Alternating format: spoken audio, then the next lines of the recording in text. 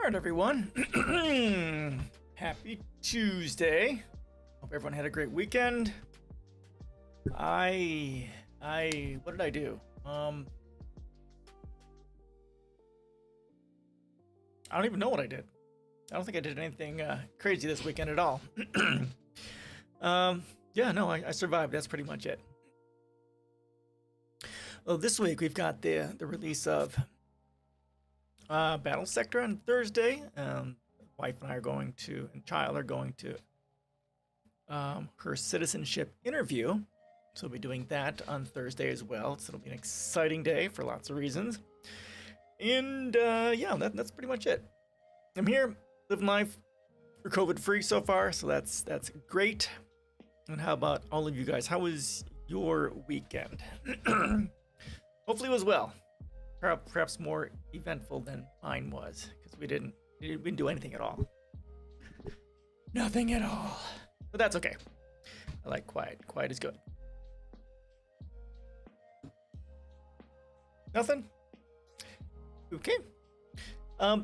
Yeah, and I've noticed that I cover pretty much climate change and anti-capitalist stuff. Now, of course, climate change is related directly to capitalism, right? The cancer of capitalism, all that sort of stuff. So it's pretty much anti-capitalist stuff, which of course makes me a sort of a domestic terrorist sort. But yeah, it's pretty much what I hit all the time. On occasion, we do get some technology in there, but that's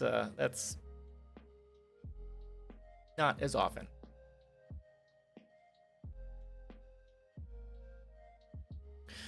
One moment. Why is there an error here? Yeah, I got to figure out the Facebook thing. Okay, so I guess we're just going to keep hammering that. Got a few articles here on, again, climate change, and then we'll get into some of the capitalist issues. Actually, we have one thing here on COVID. We'll go through that too. Go through that if we get to it, because these two articles are pretty long, and then we'll do the COVID thing, then we'll get into the more anti-capitalist sort of stuff.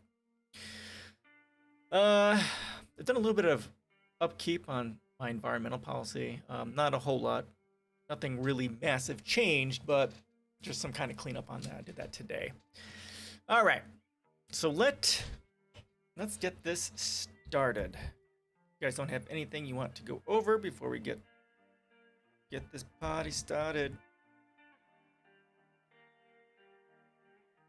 I've had this in my Facebook for a little while, and I haven't wanted to cover it, but someone else, somewhere else talked about it and covered it, so I'm gonna cover it as well. Here we go.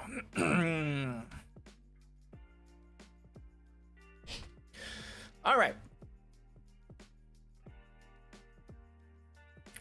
MIT predicted in 1972, the year before I was born, so 31 years ago, that society will collapse this century. New research shows we're on schedule. Holy fucking a box. A 1972 MIT study predicted that rapid economic growth would lead to societal collapse in the mid-21st century. A new paper shows we're unfortunately right on schedule. Again, it's that issue with capitalism. Infinite consumption, infinite growth is what is required for it to maintain itself. As I've talked about, if we actually had a highly sustainable economy, that capitalism would naturally implode because of, as society progresses, life gets better, population starts to decline, and also because of that, demand starts to go down as you increase inefficiency, especially if you work on getting through reducing planned obsolescence. Demand is going to go down there too, and that will naturally cause capitalism in and of itself to collapse. But that's neither here nor there. All right. This one is pretty long, as you can kind of see here, and the next one is also pretty long too. So just, if you're watching, buckle in, grab a snack, get a drink, and let's go ahead and dive into this. All right. A remarkable new study by a director at one of the largest accounting firms in the world has found that a famous decades-old warning from MIT about the risk of industrial civilization collapsing appears to be accurate based on new empirical data. As the world looks forward to a rebound in economic growth following the devastation wrought by the pandemic, the research raises urgent questions about the risks of attempting to simply return to the pre-pandemic normal. Exactly, and what we say, we kind of talk about this, getting back to quote normal, that normal wasn't good to begin with, so we shouldn't be trying to go back to normal. We should be doing something better than normal.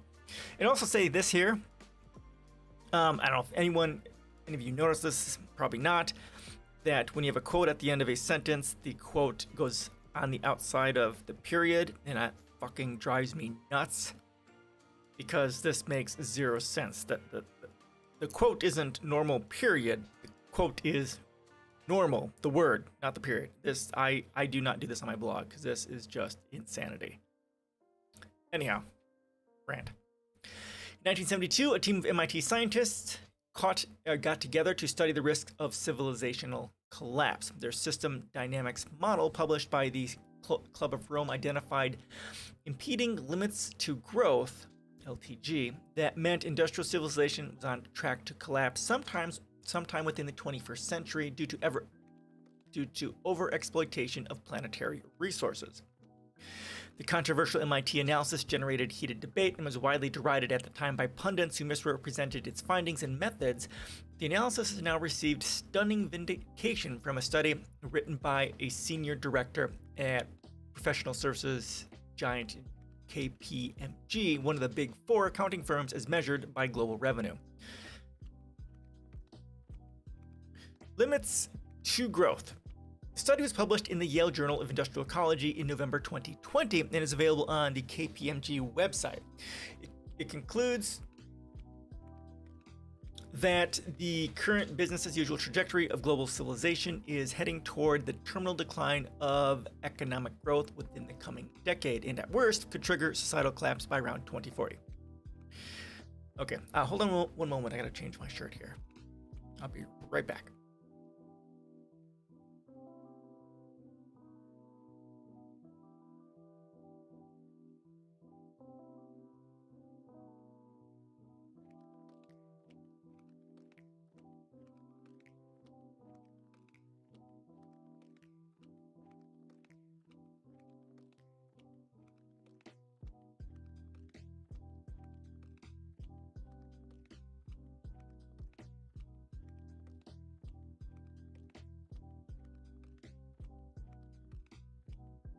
All right, sorry.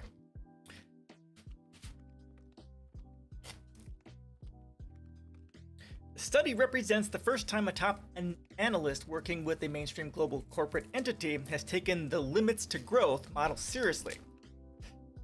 Its author, Gaia Harrington, is Sustainability and Dynamics System Analysis Lead at KPMG in the United States. However, she decided to undertake the research as a personal project to understand how well the MIT model stood the test of time.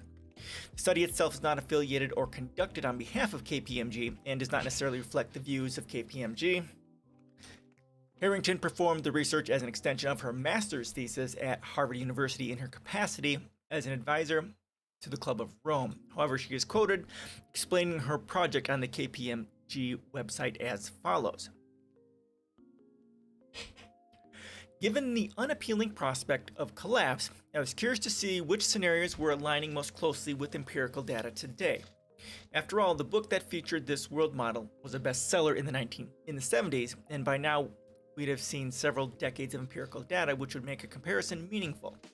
But to my surprise, I could not find recent attempts for this, so I decided to do it myself. Titled Updates to Limits to Growth, Comparing the World 3 Model with Empirical Data. The study attempts to assess how MIT's World 3 model stacks up against new empirical data. Previous studies that attempted to do this found that the model's worst-case scenarios accurately reflected real-world developments. However, the last study of this nature was completed in 2014. Okay, not too long ago. Less than a decade. The risk of collapse. Harrington's new analysis examines data across 10 key variables, namely population, fertility rates, mortality rates, industrial output, food production, services, non-renewable resources, persistent pollution, human welfare, and ecological footprint. She found that the latest data most closely aligns with two particular scenarios: BAO2, business as usual, and CT, comprehensive technology. Okay, BAO2 and CT scenarios show a halt in growth within a decade or so from now. The study concludes both scenarios. Okay, BAO2 and CT scenarios show a halt in growth within a decade or so from now, the study concludes. Both scenarios thus indicate that continuing business as usual, that is, pursuing continuous growth, is not possible.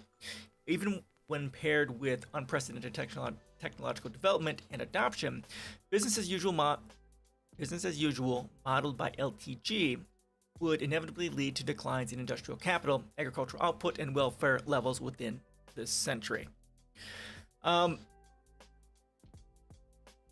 Okay, study author Guy Harrington told Motherboard that in the MIT Growth 3 models, collapse does not mean that humanity will cease to exist, but rather that economic industrial growth will stop and then decline, which will hurt food production and standards of living. In terms of timing, the BAO2 scenario shows a steep decline to set in around 2040. Okay, so this is important. You know, we're doomer here, so that's kind of what I'm expecting to see here, but that's not it. Let's make sure we understand this. It does not mean that humanity will cease to exist, but rather that economic and industrial growth will stop and then decline, which will hurt food production and standards of living. In terms of so in terms of timing, BAO2 scenario shows a steep decline to set around 2040. Okay. So it's almost a bit too big. I'm gonna pull this back a little bit. Too much. Too much. Okay, that's a big one. All right. So industrial output is green. Your resources decline. We're using it quickly, right? Yeah, so if we're using our resources too quickly and not in a non-sustainable method, of course, that's going to radically out-hurt other things, especially food, right? Because we're not using the earth well, nor our food production being sustainable as well. And this is population growth, right? So this kind of okay, population model. So I think, I'm not sure, what is it, I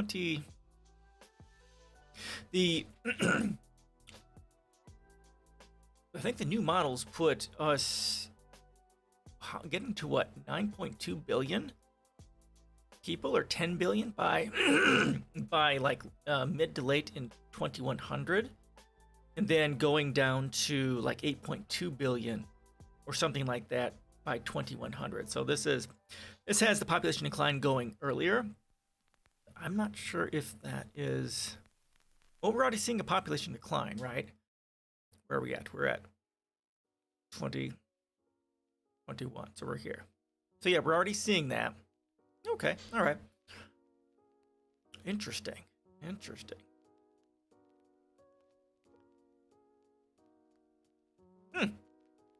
The end of growth. In the comprehensive technology scenario, economic decline still sets in around this date with a range of possible negative consequences, but this does not lead to societal collapse.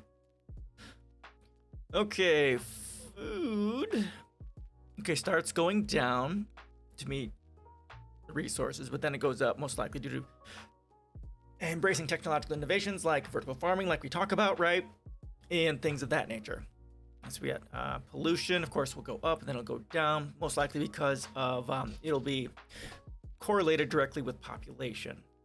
Oh, okay. So yeah, okay. So looks like it'll start going down due to population a little bit, and then it will be embraced by technological innovation, which will start driving it down. Pollution. Food. All right, right here. Yep. So that's kind of what they're looking at by 2050. Although this, with as fast as climate change is happening, well, anyhow. Yeah. Let's not go full doomer yet. Unfortunately, the scenario which was the least closest fit to the latest empirical data, happens to be the most optimistic path known as SW, stabilized world, in which civilization follows a sustainable path and experiences the smallest declines in economic growth based on a combination of technological innovation and widespread investment in public health and education. Okay, so I think they're more or less talking about the natural progression of demographic transitions, which naturally leads, emerging markets to advance, which makes things better for them overall. Although the problem we have with this is that, of course, emerging markets, they're following the process the United States is doing. Therefore, they're embracing fairly autocratic governmental policies, as well as embracing fossil fuels as the way to get through to the other side, like the United States has. And that's, again, I bitched about this before, and this is allowing these countries to do this is, well, it's very detrimental, because that means they are increasing pollution. If the United States again was at the vanguard of the war on climate change, we would be working with them to make sure they don't do that. Okay, so cover resources go down. Okay, so food here is going down, go back up again. Technology. Okay, so this is pretty. Where's population? Population is here. Is the blue one. So it's saying it's going to go up and it's going to stabilize. Although current models say it's, like I said, it's going to go probably up to about 9 to 10 million. Then it'll go down to 8.2 million by 2100 or something like that.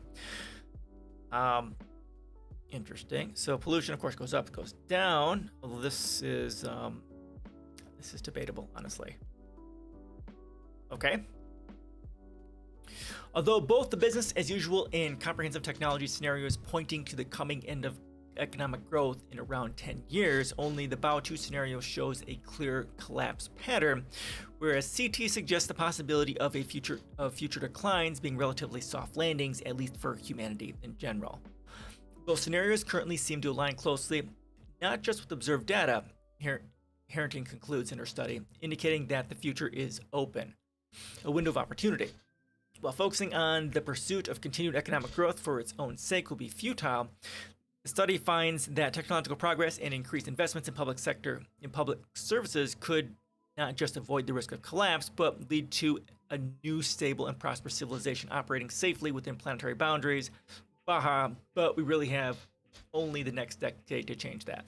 Now, this is of course not taking into account the actual climate change in and of itself, because if they really looked at that sort of data, well, they would be doomers like us. They're looking at just some very specific data, which doesn't take a look at the greater effects of climate change on things as we cover here, because that's a big deal. At this point, therefore, the data most aligns with CT and the Bao 2 scenarios, which indicate a slowdown and eventual halt in growth within the next decade or so, but World 3 leaves open whether the subsequent decline will constitute a collapse, the study concludes. Although the stabilized world scenario tracks least closely, a deliberate trajectory change brought about by society turning toward another goal rather than growth is still possible. The LTG work implies that this window of opportunity is closing fast. Yeah, it is. So again, turning towards another goal other than growth is still possible. That's exactly what we need to do. And that's, again, my policies. That is a fundamental aim for my policies, right? We need to change. We need to stop judging how well we're doing by how well the stock market is doing, because how well the stock market is doing only tells us how well rich people are doing. It has nothing to do with the environment.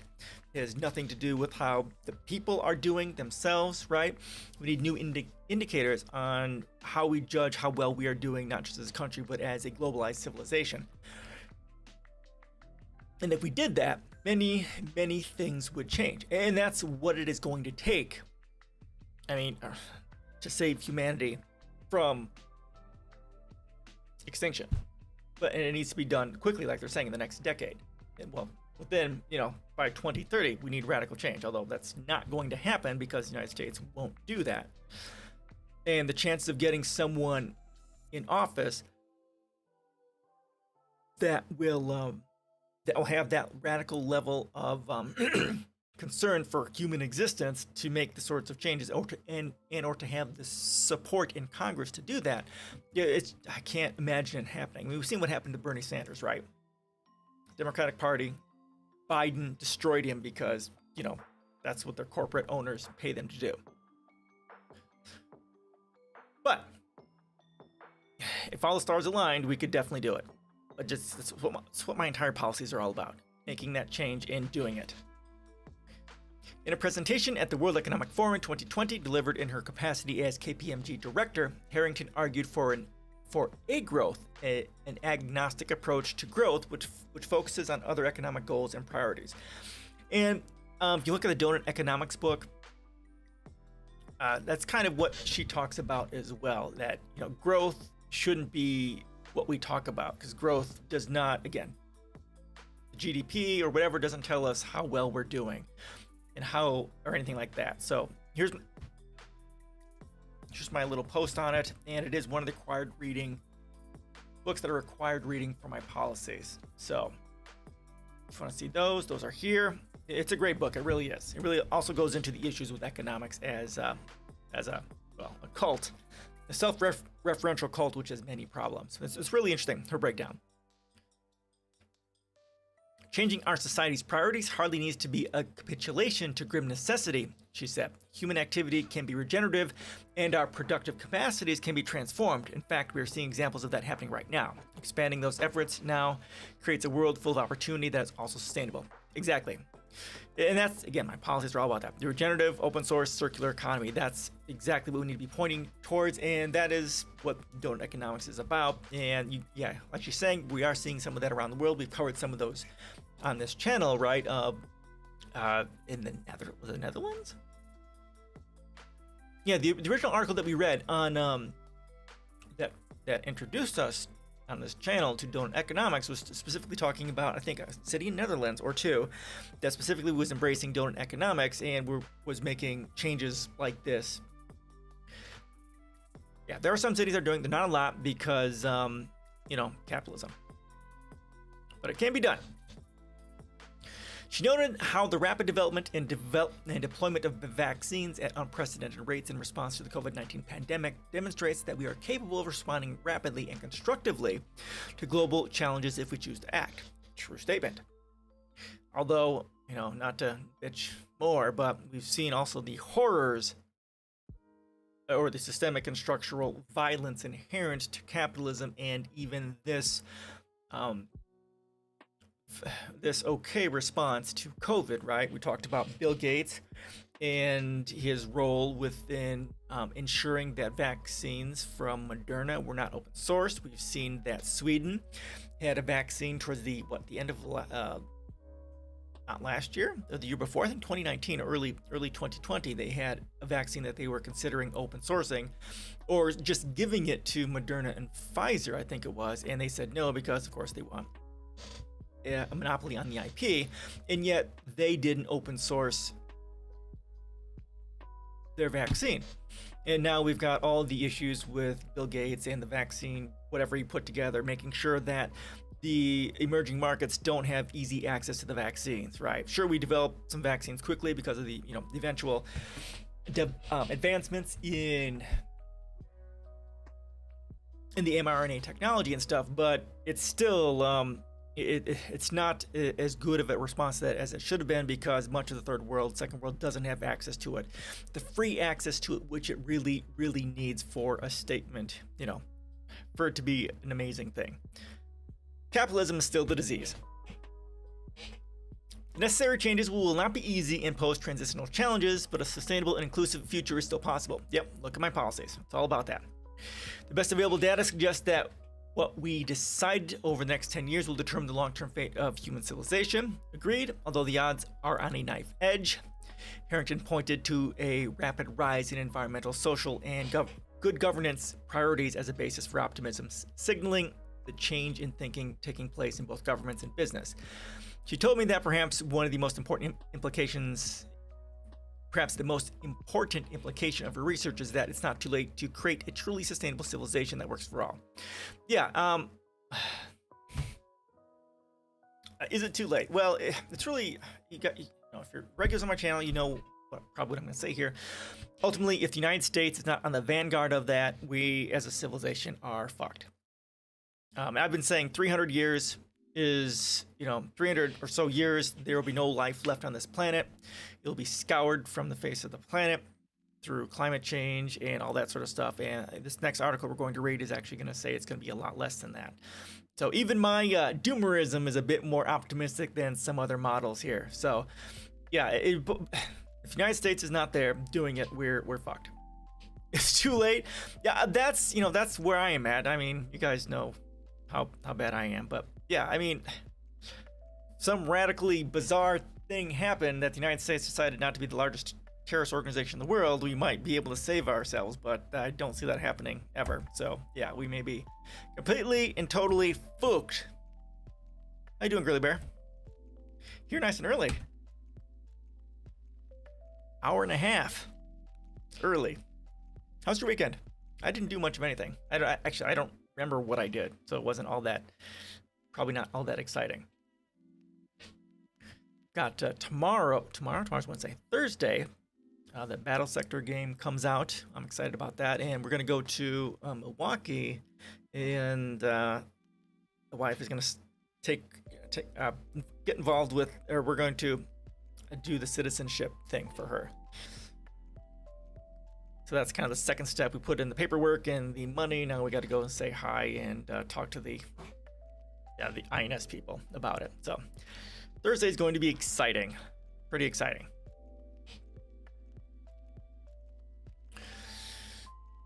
Yeah, I don't know what we did this weekend. I don't know. All right. So yeah, this one I think is going to be a bit more doomer than the previous one, maybe. This one's pretty long, so buckle in. Oh yeah, this one's really long. In regard. Okay, so this might be the rest of the stream. Okay, this is from the Intelligencer. Oh, this is from 2017. This is pretty old. Okay, this is from July 2017. Well, let's see what they have to say. See if they're anywhere close to where we are today. The uninhabitable Earth, famine, economic collapse, a sun that cooks us, what climate change could wreak sooner than you think. Could wreak, yep. All right, this is 2017.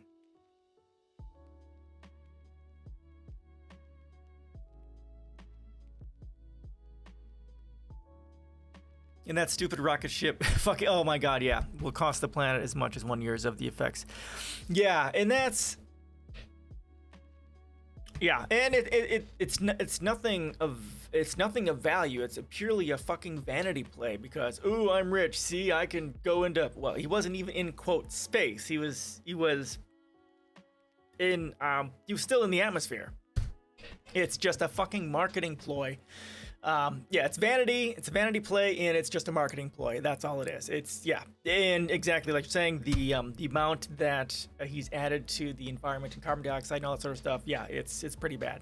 And that's one of the issues. As much as we rag on Tesla, Elon Musk, and what he does, just sending all of these rockets into space, like he's planning on doing, especially with this Mars stuff, is going to be devastating to the environment.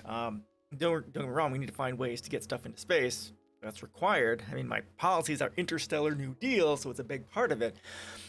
But like I talk about here, we need to use mass drivers and, Atlas pillars, tall ass buildings that are supported by active support, sky hooks, mass drivers, space elevators, orbital loops, all, and they reduce our time frame by 1 year. Yeah, they're expensive as fuck to do, but they need to be done. We need those things. I mean, it'll make getting into space easier, and it'll actually help reduce transportation costs across the globe, especially if we get into the orbital loop, because then you can get it up there through space elevator to orbital loop, ship it across the globe, and drop it down. Some numbers have put it at, well, it'll be comparable at least to about sending it through the air freight. And that will save a lot on, yes, carbon dioxide and stuff going into the atmosphere, because we're no longer be using planes. Well, we would be using planes less, and also getting things into space. We won't need to use the rockets, because we can use the space elevator to get everyone up. Then we can have the rockets out there and can take off from space. It'll save us so much. It's just the capital outlay required to do it. And it's not, the United States could just sign a bill and say we're going to do it, as could a whole bunch of other countries that still have access to their own sovereign currency, and it needs to be done.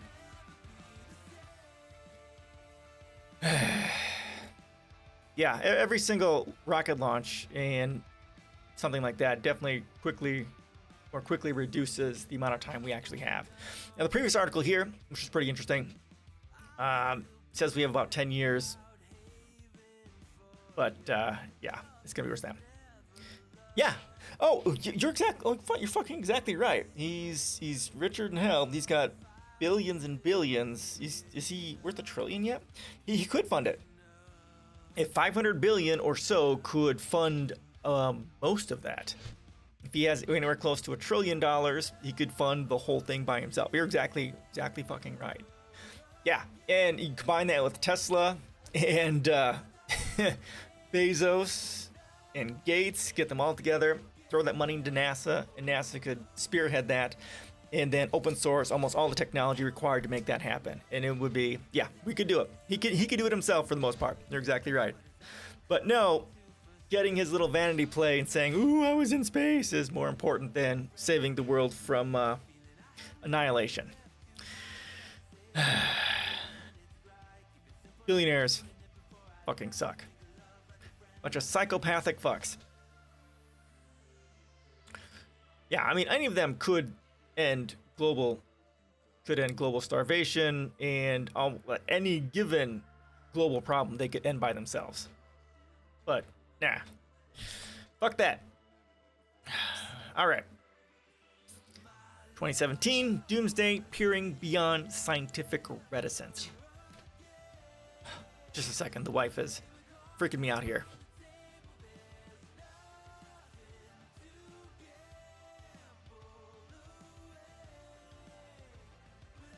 All right, the wife is going.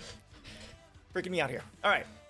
It is, I promise, worse than you think. If your anxiety about global warming is dominated by fears of sea level... Are we in trouble? No, we're fine. We're fine. She just had to let me know that she was going to work. That's all. We're good. We're not in trouble yet. Maybe when she gets back, we will be. You know? We'll see. If your anxiety about global warming is dominated by fears of sea level rise, you're barely scratching the surface of what terrors are possible, even within the lifetime of a teenager today. Yet the swelling seas in the cities they will drown have so dominated the picture of global warming and so overwhelmed our capacity for climate panic that they have occluded our perception of other threats, many much closer at hand. Rising oceans are bad, in fact very bad, but fleeing the coastline will not be enough. Yeah, so this is 2017, and much of what they're talking about is exactly right. We're seeing that sort of stuff now, right? Bunch of forests and places are on fire. Temperatures are skyrocketing in the Arctic and all around the world. We just had a shitload of flooding happen in Germany and in Europe and those areas. Exactly right. It's going to get a hell of a lot worse than just coastlines going up. That is, coastlines going up is barely anything in the larger scheme of the metric shitstorm we're going to have. Indeed, absent a significant adjustment to how billions of humans conduct their lives, parts of the Earth will likely become close to uninhabitable, and other parts horrifically inhospitable as soon as the end of the century. Yeah, and this one is saying... This one? Not this one. Others have saying... Other articles we've gone over is going to say definitely a lot sooner than that. I mean, it's... With the temperatures rising like they are, we talked about the wet bulb thing in a few articles where the temperature and humidity gets too high, the body can't cool down, and people are just going to die because their body can't cool down. And this will happen primarily in the second and third world countries, right? Because that's systemic and structural racism inherent to capitalism, murdering people of color globally for fun and profit, right? So we don't care about them, so they're going to be the ones who are going to suffer from this the most. Although there's going to be places here in the United States, right? Because you have high levels of inequality, especially like along the Appalachia, which is effectively a third world country, those places that don't have heavy access to air conditioning and that sort of thing, those are sorts of things that may end up happening in this country too. And it's just, okay. All right, keep going. Even when we train our eyes on climate change, we are unable to comprehend its scope. This past winter, a string of days 60 and 70 degrees warmer than normal baked the North Pole, melting the permafrost that encased Norway's Svalbard seed vault, a global food bank nicknamed Doomsday, designed to ensure that our agriculture survives any catastrophe, and which appeared to have been flooded by climate change less than 10 years after being built. We have covered that. I think we've covered that months and months ago. The Doomsday Vault is fine for now. The structure has been secured and the seeds are safe, but treating the episode as a parable of impending flooding missed the more important news. Until recently, permafrost was not a major concern of climate scientists because, as the name suggests, it was soil that stayed permanently frozen. But Arctic permafrost contains 1.8 trillion tons of carbon, more than twice as much as is currently suspended in the Earth's atmosphere. Holy crap. When it thaws and is released, that carbon may evaporate as methane, which is 34 times more powerful a greenhouse gas warming blanket as carbon dioxide when judged on the timescale of a century. When judged on the timescale of 2 decades, it is 86 times more powerful. In other words, we have, trapped in the Arctic permafrost, twice as much carbon as is currently wrecking the atmosphere of the planet. All of it scheduled to be released at a date that keeps getting moved up, partially in the form of gas that multiplies its warming power by 86 times over. Holy shit. That I wasn't aware of. Now, also, well, that's bad enough with the record temperatures we've had in the Arctic, but also it's going to unleash, of course, viruses and bacteria as well as another part of the horror that's going to be unleashed from the Arctic, right? Holy fuck me. All right. Maybe you know that already. There are alarming stories in the news every day, like those last month, that seem to suggest satellite data showed the globe warming since 1998 more than twice as fast as scientists had thought. In fact, the underlying story was considerably less alarming than the headlines. Or the news from Antarctica this past May, when a crack in an ice shelf grew 11 miles in 6 days, then kept going. The break now has just 3 miles to go. By the time you read this, it may have already met open water, where it will drop into the sea, one of the biggest icebergs ever, a process known poetically as calving. Ermagerd. But no matter how well informed you are surely not alarmed enough. I think we're saying that here. Over the past decades, our culture has gone apocalyptic with zombie movies and Mad Max dystopias, perhaps the collective result of displaced climate anxiety, and yet when it comes to contemplating real-world warming dangers, we suffer from an incredible failure of imagination. Well, actually, we don't. We suffer from an incredible failure of capitalism.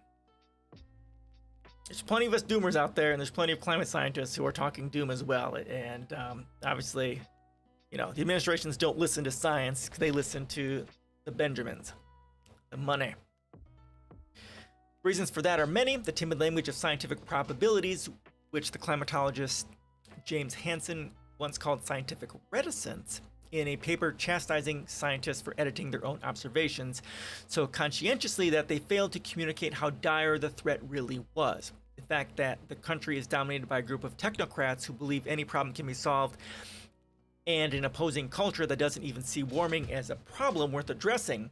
The way that climate denialism has made scientists even more cautious is offering speculative warnings. The simple speed of change and also its slowness, such that we are only seeing effects now of warming from decades past. Our uncertainty about uncertainty, which the climate writer Naomi Oreskes in particular has suggested, stops us from preparing as though anything worse than immediate outcome were even possible. The way we assume climate change will hit hardest elsewhere, not everywhere. The smallness, 2 degrees, and the largeness, 1.8 trillion tons, and the abstractness, 400 parts per million of the numbers. The discomfort of considering a problem that is very difficult, if not impossible to solve, the altogether incomprehensible scale of that problem, which amounts to the prospect of our own annihilation. Simple fear. But aversion arising from fear is a form of denial too. Yeah, and people not being able to visualize it or even see it on a scale that is easy is one of the reasons why it's hard to get the normal people to realize that climate change is a problem, because it's slow, like they're saying. It's slow and it's abstract. If it's not something that they see immediately and is obviously, you're obviously able to see that it is climate change that's causing this, people aren't going to believe it, or it's difficult for them to connect the dots. In between scientific reticence and science fiction is science itself. This article is the result of dozens of interviews and exchanges with climatologists and researchers in related fields and reflects hundreds of scientific papers on the subject of climate change. What follows is not a series of predictions of what will happen. That will be determined in large part by the much less certain science of human response. Instead, it is a portrait of our best understanding of where the planet is heading, absent aggressive action. It is unlikely that all of these warming scenarios will be fully realized, largely because the devastation along the way will shake up our complacency. But never soon enough. But the scenarios, and not the present climate, are baseline. In fact, they are our schedule. The present tense of climate change, the destruction we've already baked into our future, is horrifying enough. Most people talk as if Miami and Bangladesh still have a chance of surviving.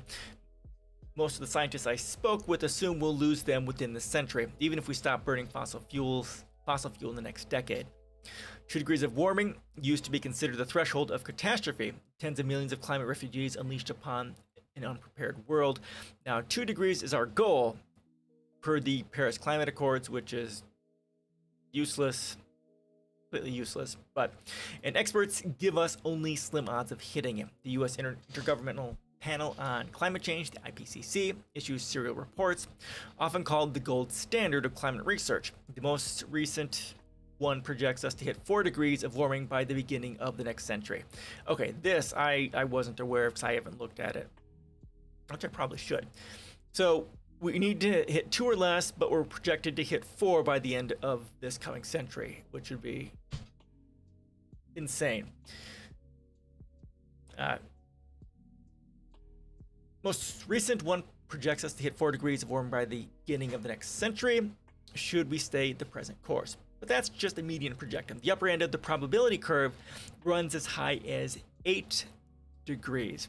And the authors still haven't figured out how to deal with that permafrost melt, which would make it so much worse. The IPCC reports also don't fully account for the albedo effect. Less ice means less reflected and more absorbed sunlight, hence more warming, more cloud cover, which traps heat, or the dieback of forests and other flora, which extract carbon from the atmosphere. Each of these promise to accelerate warming, and the history of the planet shows that temperature can shift as much as 5 degrees Celsius within 13 years. The last time the planet was even 4 degrees warmer, Peter Brannon points out in The Ends of the World, this new history of the planet's major extinction events, the oceans were hundreds of feet higher. Holy crap. The Earth has experienced 5 mass extinctions before the one we are living through now, each so complete a slate wiping of the evolutionary record. It functioned as a resetting of the planetary rock. And many climate scientists will tell you that they are the best analog for the ecological future we are diving headlong into. Unless you are a teenager, you probably read in your high school textbooks that these extinctions were the result of asteroids. In fact, all but the one that killed the dinosaurs were caused by climate change produced by greenhouse gas. Now, we watched that video. I don't know if you've watched this, and it was really a great video that went over this issue of how the M something cycles work every 10,000 years to increase the temperature, unleashing gases and stuff like the carbon dioxide, and which create this autocatalytic effect to increase the temperature. And then eventually it cooled down again. I'm gonna grab this here just to make sure that you guys have access to it, because this is such a great video. You may not enjoy the sense of humor here, but if you have not watched it, go ahead and watch it. The Milken cycles or something like that? I can't remember. Yes, the most notorious was 252 million years ago. It began when carbon warmed the planet by 5 degrees, accelerated when that warming triggered the release of methane in the Arctic, and ended with 97% of all life on Earth dead. We are currently adding carbon to the atmosphere at a considerably faster rate, by most estimates at least 10 times faster. The rate is accelerating. This is what Stephen Hawking had in mind when he said this spring that the species needs to colonize other planets in the next century to survive, and what drove Elon Musk last month to unveil his plans to build a Mars habitat in 40 to 100 years. Yeah, and he's definitely definitely accelerating that. And I was just thinking about this very thing today. Even building a habitat on Mars isn't going to save us. Ultimately, if our planet, if we cannot access our planet for food and resources and stuff like that, humanity is going extinct, because ultimately something will go wrong on a space station and all life will end there. And perhaps the biggest thing that will keep, I think, humanity from being in space is going to be the fact that if we don't have gravity, our physiology doesn't work well. Yeah, specifically, you've got the issue right with astronauts going in space. They come back and their eyes are kind of messed up, and that they may or may not be able to recover from that, years later or whatever. This is a big deal. Humans can't live in space. No, not going to happen. Yeah. It's going to be interesting. We might be able to do it. It might be possible if we do it on a large enough scale, but it may come down to genetic engineering our bodies in order to do that. But that we are a very long way from doing something like that. It's as much as my policies are interstellar, right?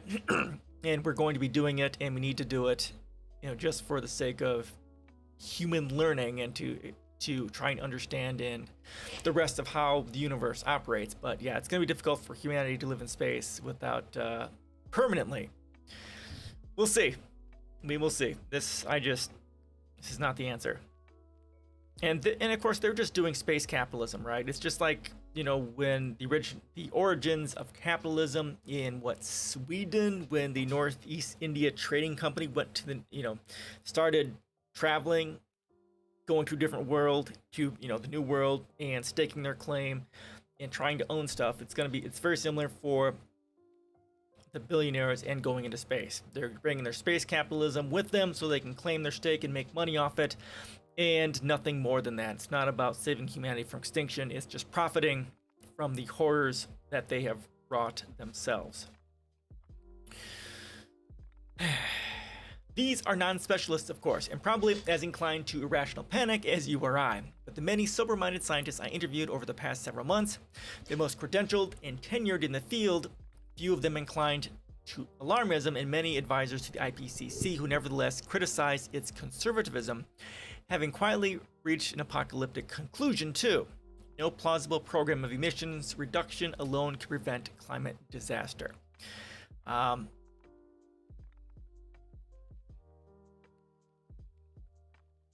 So it's not just reducing how much fossil fuels and stuff we use. It's also, we have to concentrate on actively removing it from the environment as well, because we've destroyed so many of the forests and so much of the greenery and that sort of thing that we are not capable of removing the carbon dioxide in a sustainable way so that humanity and the environment can recover from that. We need to actively remove carbon dioxide from the environment and the other greenhouse gases, or we're pretty much screwed. And there are ways of doing that, but we're not doing them. Not on the scale required. Over the past decades, the term Anthropocene have climbed out of academic discourse and into popular imagination, a name given to the geologic era we now live in, and a way to signal that it is a new era, defined on the wall chart of deep history by human intervention. One problem with the term is that it implies a conquest of nature and even echoes the biblical dominion. And however sanguine you might be about the proposition that we have already ravaged the natural world, which we surely have, it is another thing entirely to consider the possibility that we have only provoked it. Engineering first in ignorance and then in denial, a climate system that will now go to war with us for many centuries, perhaps until it destroys us. True statement. That is what Wallace Smith Broker, the avuncular oceanographer who coined the term global warming, means when he calls the planet an angry beast. You can also go with war machine. Each day we arm it more. Okay, sure. Yeah, and like I say in my policies, we need to commit a war on climate change. Anything short of that is voting for human extinction. And that's where we're headed. That's definitely where we're headed. I say 300 years, there will be no life left on this planet. Maybe even that is optimistic. All right. 2, heat death. The Bahraining of New York. It's a Cenobite, isn't it? Is that what these things are called? Looks like an alien facehugger. Not sure. Humans, like all mammals, are heat engines. Surviving means having to continually cool off, like panting dogs. For that, the temperature needs to be low enough for the air to act as a kind of refrigerant, drawing heat off the skin so the engine can keep pumping.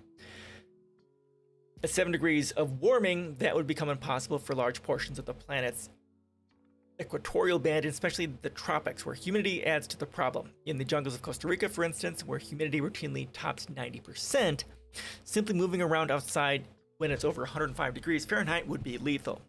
And the effect would be fast. Within a few hours, a human body would be cooked to death from both inside and out. Yeah, and we covered that, right, in a few articles. That's called the wet bubble effect. When that humidity and heat gets to a certain level, humans will die. And this is, like we say, this is going to be the big problem in the developing world because they don't have access to cooling. Most people don't have access to running safe water. They don't have food. They don't have sanitation. They don't have anything, and they're just going to fucking die. There's going to be millions. There's going to end up being billions of people dying just because of this.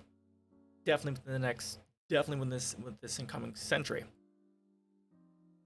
We've already had this wet bubble effect has already started. There's been a few places on the planet where people have died from just this. It's just starting. Climate change skeptics point out that the planet has warmed and cooled many times before. They're going to migrate away. Yeah, that's exactly right. And then you talk about the climate refugee problem. That's exactly right. They're going to leave from there and they're going to migrate from there, climate refugees, to go elsewhere because of the horrific environmental conditions there.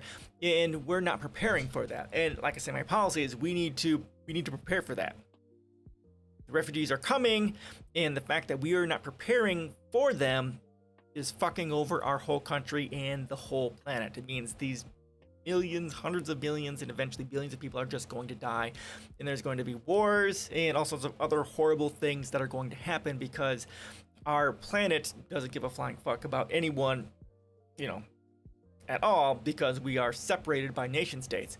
And we are not a unified, globalized civilization, which is what we need to be in order to survive this. And it's just going to be bad. It's going to be so bad. It's going to be so bad.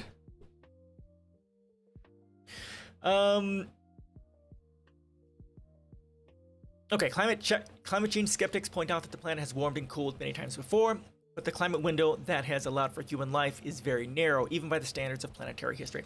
Yeah, in the video I just shared, it kind of goes over those whatever cycles that every 10,000 years it heats and cools down, right?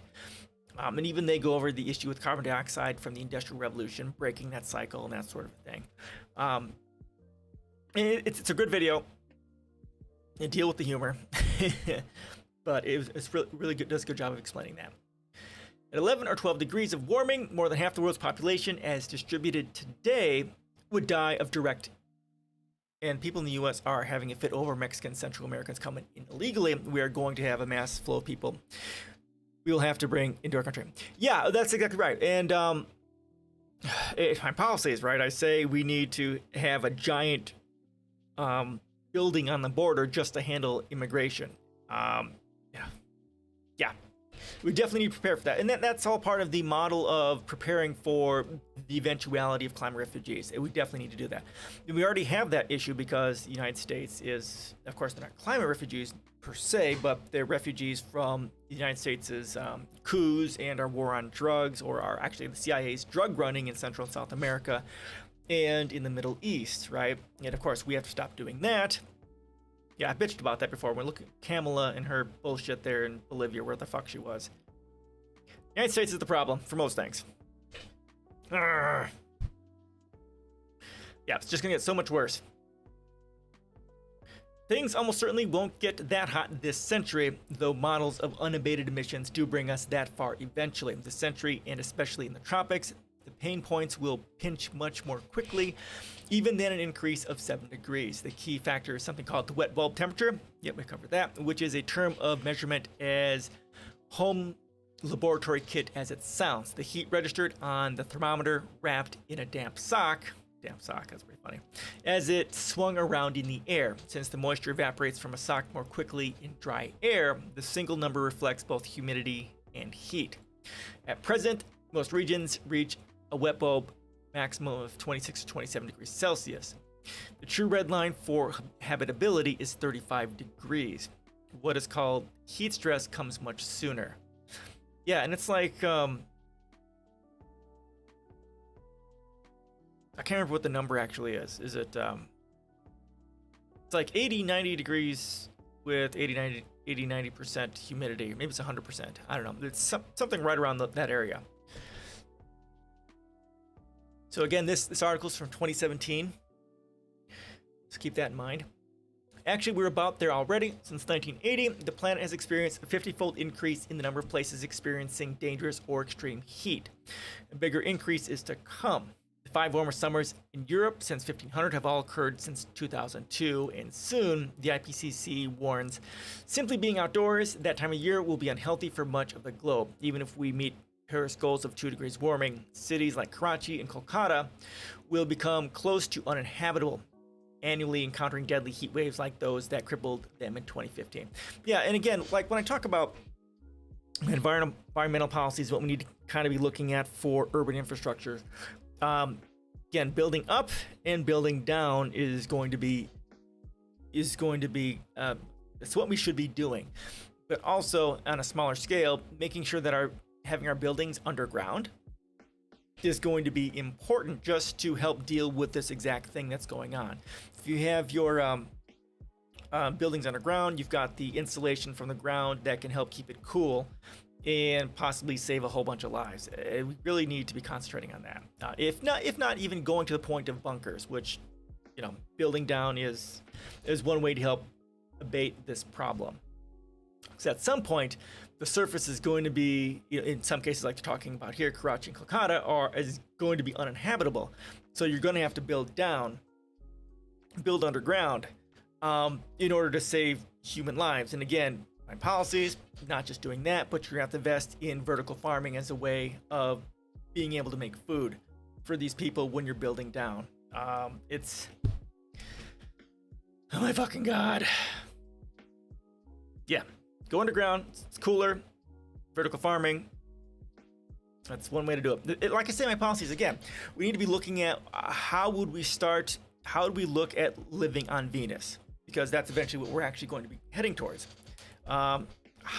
Super high pressures and sulfuric acid is what's going to rain down. I mean, we're not going to get there anytime soon. By the time that happens, there'll be nothing left on the planet.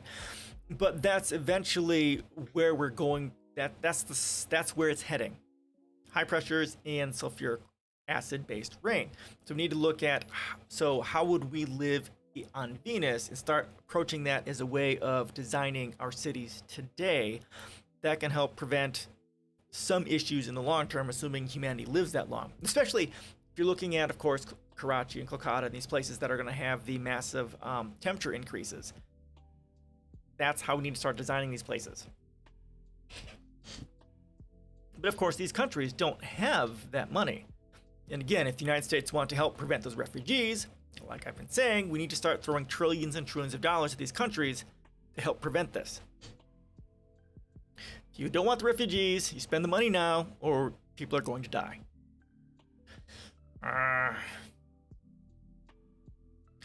4 degrees, the deadly European heat wave of 2003, which killed as many as 2,000 people a day, would be a normal summer. At 6, according to an assessment focused only on effects within the U.S. from the National Oceanic and Atmospheric Administration, NOAA, summer labor of any kind would be impossible in the lower Mississippi Valley, and everybody in the country east of the Rockies would be under more heat stress than anyone anywhere in the world today. As Joseph Rahm has put it in his authoritative primer, Climate Change, What Everyone Needs to Know, heat stress in New York City would exceed that of present-day Bahrain, one of the planet's hottest spots, and the temperature in Bahrain would induce hyperthermia in even sleeping humans. Okay, hyperthermia is from cold. So maybe that affects... Oh, thank you so much for the follow. Erectile dysfunction. That's funny. How you doing? Welcome. We're doing some climate doomerism. This is an article from 2017, and it rings a little bit more true than we would like to believe. There's the article for you. Where are you from? I'm from the U.S., Wisconsin. We have a lot of Europeans here. Although Curly Bear here is from the U.S. as well.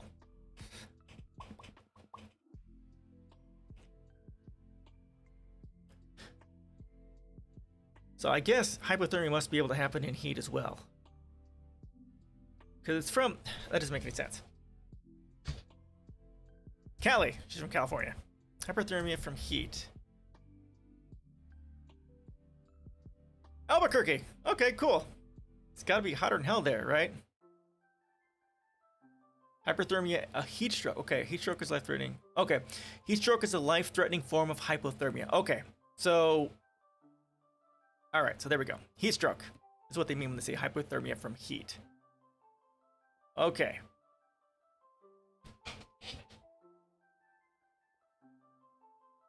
How's your weekend? I didn't do much. What's the temperature like there? Here it's not so bad. I think we're at 85. It's warmer than I like, but it's not as bad as it has been. What is it here? Come on. 82. It's 82 right now. It's not so bad. I only walk a block to and from work, so it hasn't been quite so bad in this last week or so. Fortunately, humidity hasn't been bad at all. The skies have been nice and clean, but we had like a week of rain on and off. So now the skies are nice and clear, which is nice.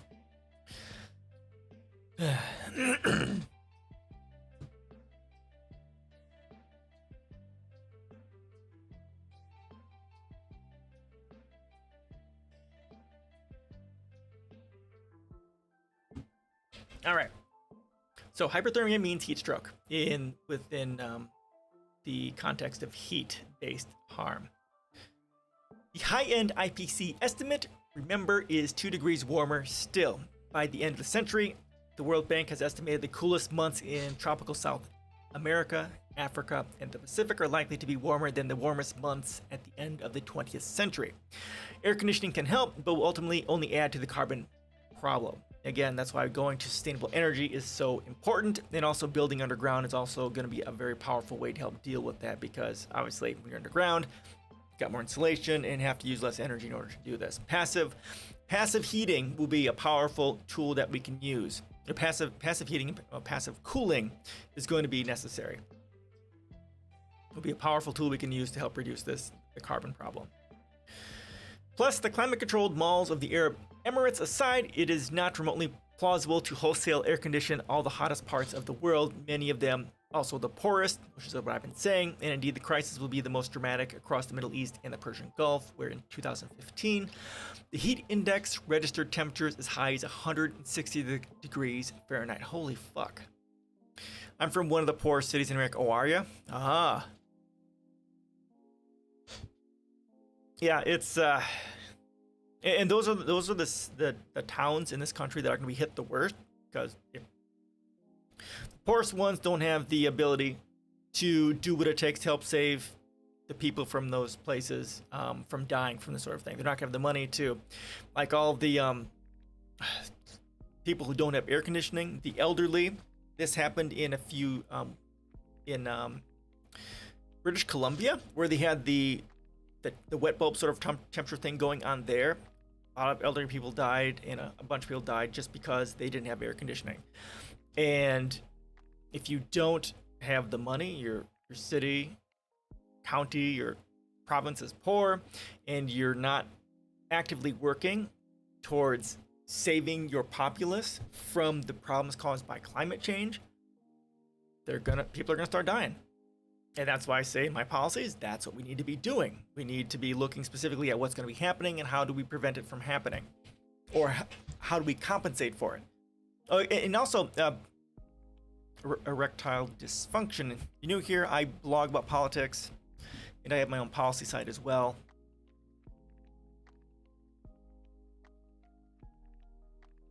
It's 3 phases, and the philosophical foundations, global domestic policy, and then evolving to a world beyond poverty, war, and suffering.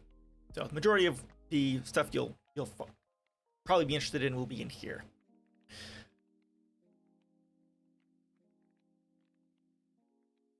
All right. As soon as several decades from now, the Hajj will become physically impossible for the 2 million Muslims who make the pilgrimage each year. Again, building underground is going to be very important for these areas if they want to continue to have people staying there. It's not just the Hajj, and it is not just Mecca. Heat is already killing us. In the sugarcane region of El Salvador, as much as 1/5 of the population has chronic kidney disease, including over a quarter of the men, the presumed result of dehydration from working the fields they were able to comfortably harvest as recently as 2 decades ago. With dialysis, which is expensive, those with kidney failure can expect to live 5 years. Without it, life expectancy is in the weeks. Yeah, again, this is the class warfare thing, right? So you can just grind through the poor and let them die because you don't have universal health care, and you say fuck them and let them die in the fields. Classism. Of course, heat stress promises to pummel us in other places other than our kidneys too. As I typed that sentence, in the California desert in mid-June, it is 121 degrees outside my door. It is not a record high. And yeah, when we look at locally, Earth ships are one of the ways that we can, we talk about putting buildings underground. There are Earth ships that can be underground, there we go.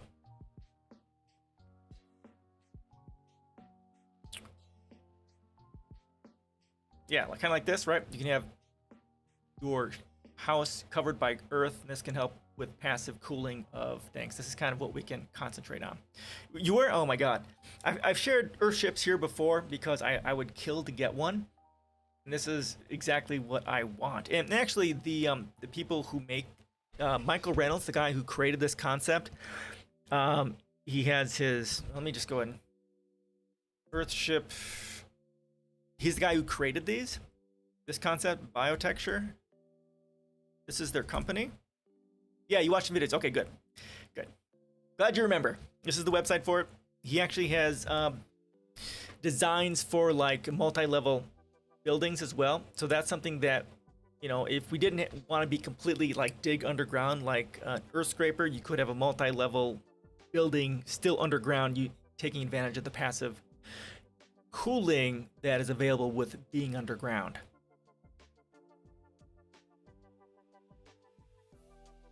All right. The end of food, part 3. Praying for cornfields in the tundra. And this is going to be something that's going to start affecting us sooner than later, because we already have places in the United States where the heat is starting to kill. It's baking berries and stuff on the vine, and increase in temperature is going to get rid of a lot of the water.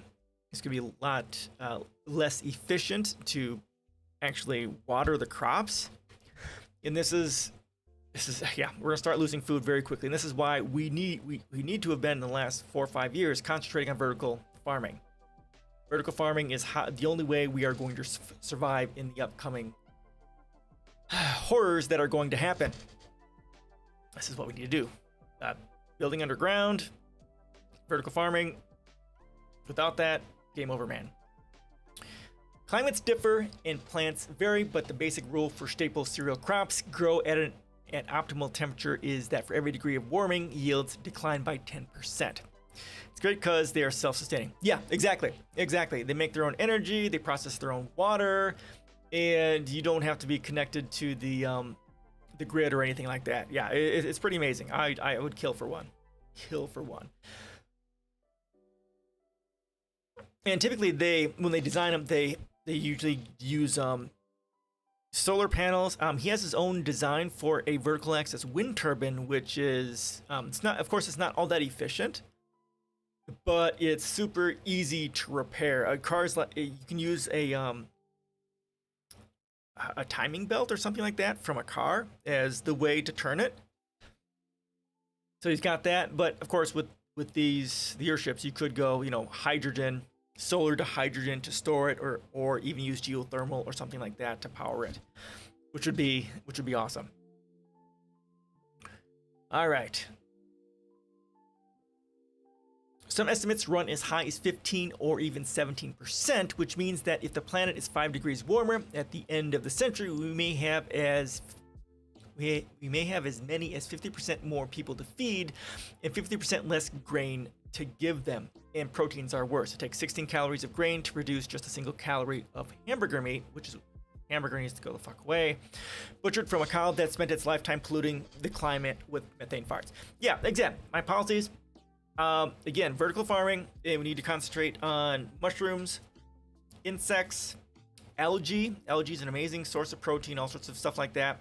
Hemp, and you throw in honey in there as well, and nuts and seeds and berries. That could be the staple that you could grow inside, the vertical farms in these underground earth scrapers to feed humanity. And we need to be doing that now. It's in my policies.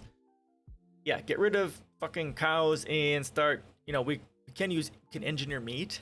We're getting to that point where we can do this well enough. Get rid of that and concentrate on seafood and chicken and artificially made stuff. Seaweed. Yeah, I've read that too. If you feed them seaweed, that gets rid of the methane problem, which I find interesting. But the big issue isn't just that, but also that the amount of water and the amount of investment it takes in resources to take care of cows, especially land. Like 50% of the land used for raising cows, 50% of the land used for agriculture or more is used for cows, and the return on investment for the calories or whatever is definitely not even close to worth it. It's much easier much more efficient to get rid of cows and use chicken and shrimp and that sort of thing for that sort of thing. Cows are such a fucking waste of resources, such a waste for what they give us, such a fucking waste.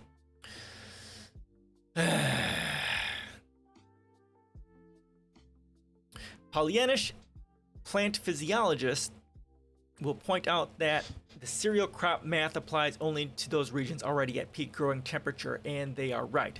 Theoretically, a warmer climate will make it easier to grow corn in Greenland, but as a path-breaking work by Rosamund Naylor and David Battisti has shown, the tropics are already too hot to efficiently grow grain, and those places where grain is produced today are already optimal growing temperature, which means even a small warming will push them down the slope of declining productivity.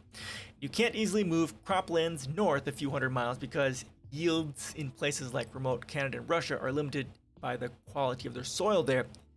It takes many centuries for the planet to produce optimal fertile dirt. Okay, that's interesting. Although that's something we could also work on. Like using biochar would be one way to help with that, and something I've considered as a possibility. I don't know if this is even remotely possible, but taking mycelial mass, like digging up the earth maybe a foot down or more, depending on what's needed. You lay down a shitload of mycelial mass, mushroom stuff, and then you take that soil, mix it with biochar, and do that for your whole bunch of land that you're going to use outside. And then let it sit for a year so that stuff can grow and do its thing, and then the next year you can go ahead and plant stuff. Hopefully that the mushroom, the mycelial mass that's down all that way will create that network below which can carry the nutrients around so that your plants can grow well. That might be something to do. I don't know. I've seen nothing on this as a concept, but it's just something I've considered. Drought may be an even bigger problem than heat, with some of the world's most arable land turning quickly into desert. Precipitation is notoriously hard to model, yet predictions for later this century are basically unanimous. Unprecedented droughts nearly everywhere food is today produced. Kitchen Sink, man, how you doing? Welcome. It's been a while. How you doing? We're doing some climate doomerism. You know, like we do. This is an article from 2017. So it's turning out to be pretty good. Oh, good in a bad way, I suppose. Or good in a good way? I don't know. It's appropriately doomer, I guess. Exactly. Yeah. Talking about precipitation. Yes. Unprecedented droughts nearly everywhere food today is produced. By 2080, without dramatic reductions in emissions, Southern Europe will be in a permanent extreme drought, much worse than the American Dust Bowl ever was. Just got caught up with moving and work and stuff. Haven't really been on Twitch in months. Oh, okay. So you moved? How far away did you move? Did you just move, or did you have a new job, new place to live, new everything, or just moving? Hope it went okay for you. That's moving is a fucking bitch. I was in the Navy, for 6 years, and I did a shitload of moving, and it's such a pain in the ass. Such a pain in the ass. Are you moved about 3 hours away? Back where? Oh, okay. So big move. Okay, cool. Yeah, I'm in where I grew up as well. That's where my family is. Do you have a new job as well?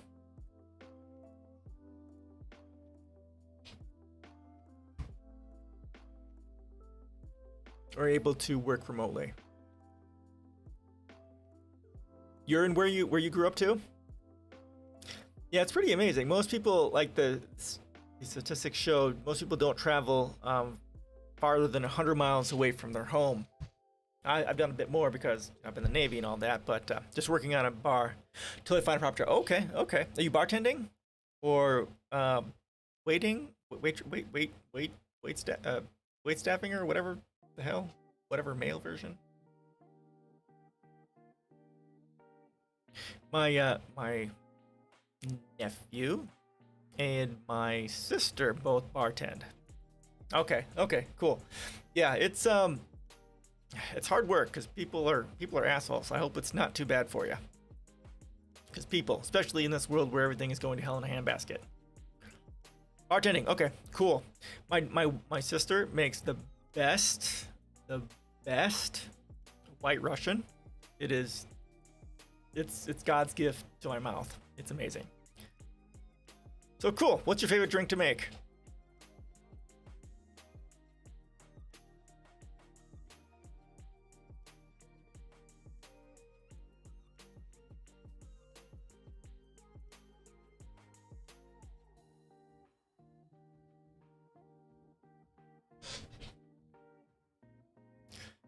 There's a drink that I like. Well, the UK reopened on Monday, so all COVID restrictions are pretty much gone. Oh. Be safe. Good luck with that. With Delta coming, I hope you're gonna be okay, dude. Favorite? Probably just a pint. Nice and simple. Okay, fair. All right, fair. How about for people you bartend for? What would be your favorite thing to make for your clientele? If you had to make something. There's an ice cream drink I like. It's ice cream with, I think, Kahlua in it. It's been years since I've been out. I don't even know what it's called, but I love it. Oh, what the hell's it called? I don't know. Purple Rain. Oh, it's pretty fun. Okay, what is that? Let's go and look it up.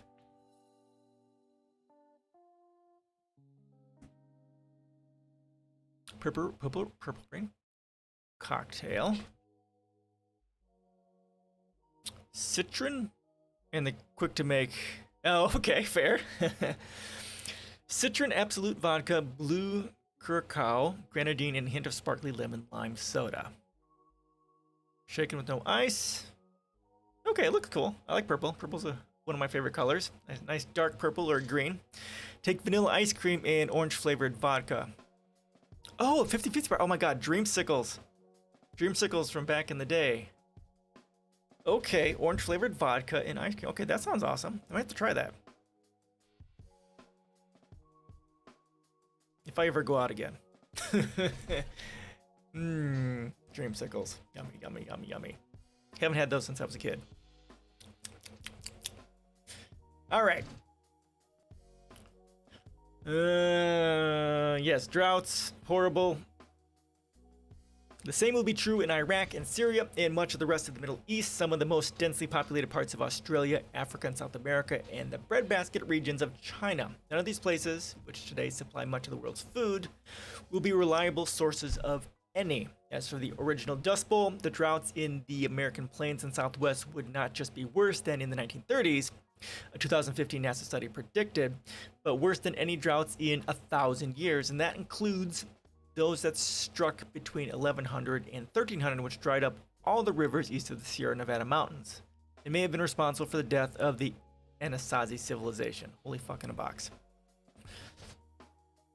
Remember, we do not live in a world without hunger as it is, far from it. Most estimates put the number of undernourished at 800 million globally.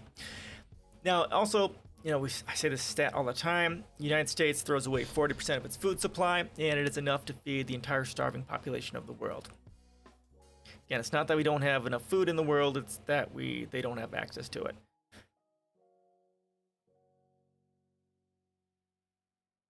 In case you haven't heard, this spring has already brought an unprecedented quadruple famine to Africa and the Middle East. The UN has warned that separate starvation events in Somalia, South Sudan, Nigeria, and Yemen could kill 20 million this year alone.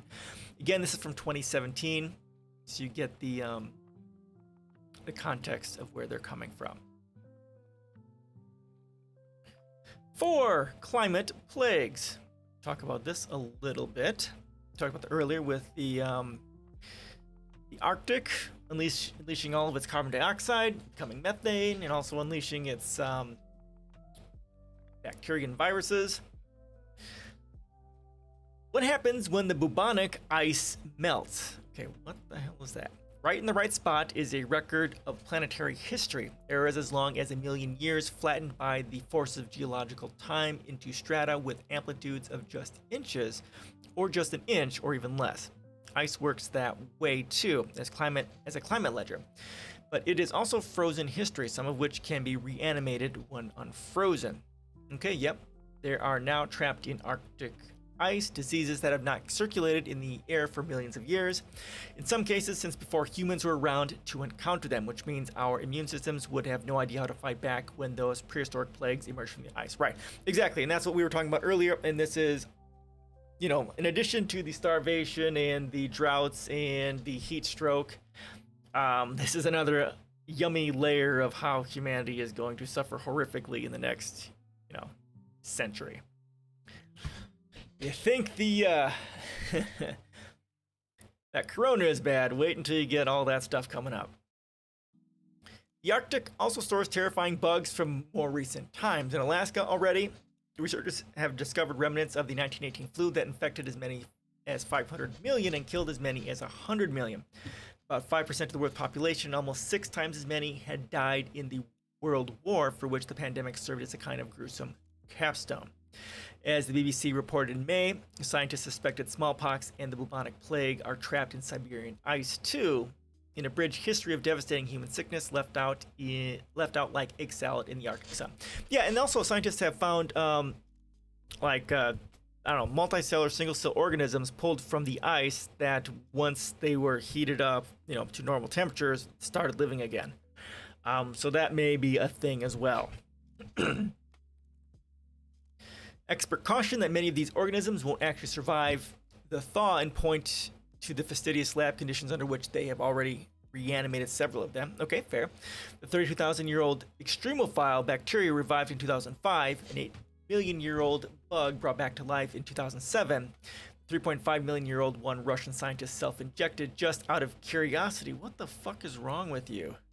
I mean, seriously. To suggest that those are necessary conditions for the return of such ancient plagues. But already last year, a boy was killed and 20 others infected by anthrax released when returning permafrost exposed the frozen carcass of a reindeer killed by the bacteria at least 75,000 years earlier. 2,000 present-day reindeer were infected too, carrying and spreading the disease beyond the tundra. Anthrax. Nice. Nice.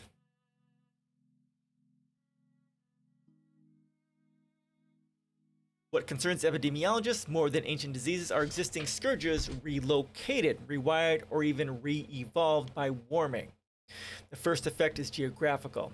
Before the early modern period, when adventuring sailboats accelerated the mixing of peoples and their bugs, human provinciality was a guard against the pandemic. Today, even with globalization and the enormous intermingling of human populations, our ecosystems are mostly stable, and this functions as another limit. But global warming will scramble those ecosystems and help disease trespass those limits as surely as Cortez did. You don't worry much about the dengue or malaria if you are living in Maine or France, but as the tropics creep northward and mosquitoes migrate with them, you will. You didn't worry much about Zika a couple of years ago either. Yeah, and that's something we've talked about here too as well. As temperatures get warmer, the temperate zones and the other zones are going to start shifting up northwards, and so are those diseases and insects, and it's going to be bad. As it happens, Zika may also be a good model of the second worrying effect, disease mutation. One reason you hadn't heard about Zika until recently is that it had been trapped in Uganda. In others, that it did not until recently appear to cause birth defects. Scientists still don't entirely understand what happened or what they missed, but there are things we do know for sure about how climate affects some diseases. The last people, I think, to die from smallpox were from your old uni, from a specimen kept for research. Oh, okay. Oh yeah, the labs definitely keep that sort of stuff around for studying as well. Yeah. And what was it prior to that? I'm sure it's been.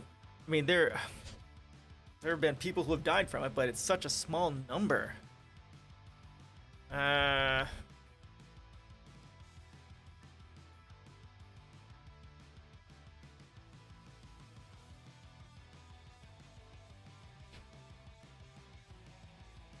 Okay, it's smallpox eradication staff, then quickly. Okay.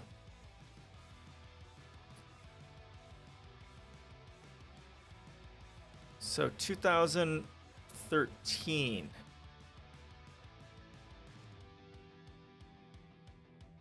1977. Okay, so for the most part, 1977.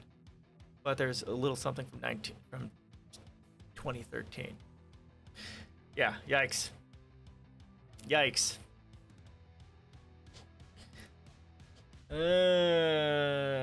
Malaria, for instance, thrives in hotter regions, not just because the mosquitoes that carry it do, too, but because every degree increase in temperature, the parasite reproduces 10 times faster. Oh, well, that's fucking settling. Which is one reason that the World Bank estimates that by 2050, 5.2 billion will be reckoning with it. That's like over half the goddamn population. Yeah, climate change. Good stuff. Unbreathable air, a rolling death smog that suffocates millions.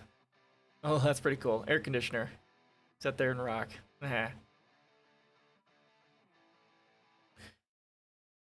By the end of the century, the coolest months in tropical South America, Africa, and the Pacific are likely to be warmer than the warmest months at the end of the 20th century. Our lungs need oxygen, but that is only a fraction of what we breathe. The fraction of carbon dioxide is growing. It just crossed 400 parts per million, and the high-end estimates extrapolating from the current trend suggest it will hit 1,000 parts per million by 2100. At that concentration, compared to the air we breathe now, human cognitive ability declines by 21%. So idiocracy is going to happen directly through the increase of carbon dioxide in the air. Good stuff. And of course, once the concentration gets high enough, we'll start getting stupider, and then it'll just be a fucking death spiral. Good stuff. Other stuff in the hotter air is even scarier, with small increases in pollution capable of shortening lifespans by 10 years. The warmer the plant gets, the more ozone forms, and by mid-century, Americans will likely suffer a 70% increase in unhealthy ozone smog. The National Center for Atmospheric Research has projected by 2090, as many as 2 billion people will be globally will be breathing air above the World Health Organization's safe level. One paper last month showed that, among other effects, a pregnant mother's exposure to ozone raises a child's risk of autism as much as tenfold, combined with other environmental factors, which does make you think again about autism epidemic in West Hollywood. Already more than 10,000 people die each day from the small particles emitted from fossil fuel burning. Each year, 39,000 people die from wildfire smoke, in part because climate change has extended forest fire season. In the U.S., it's increased 78 days since 1970. Yeah, and we've read an article on this specifically saying that 8.7 million people die, roughly each year due to pollution and climate from pollution each year.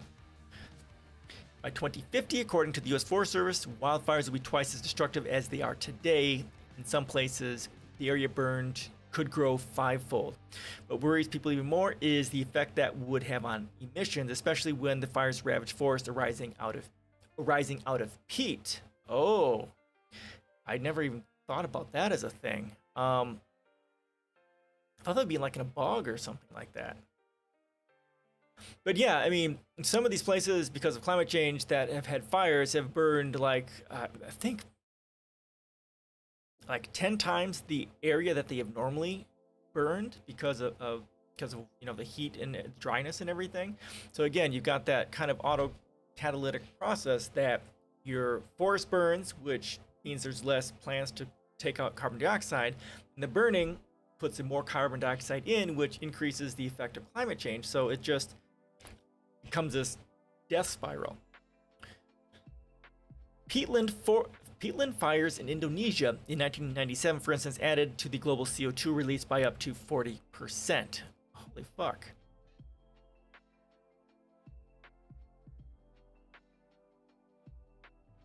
That's insane. And more burning only means more warming, only means more burning. Exactly, which is what I'm saying. The Amazon now releases more carbon dioxide. Yeah, I saw that.